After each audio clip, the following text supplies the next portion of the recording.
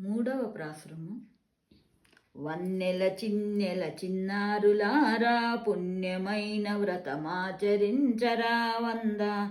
బలిదానముతో ప్రబలిన వాణి, లలిత లలితమౌ వామనారూపుని, సలిలిత సరముల గానము చేసి జలకములాడి వ్రతమును జరుపగా.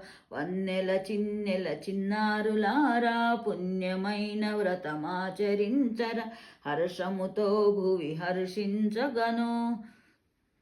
కర్షక శ్రమకు ఫలితము దక్కును, పెరుగగ పైరలు చేపలు ఎగురగ, కమలం కౌగిట భ్రమరము కనుగగా.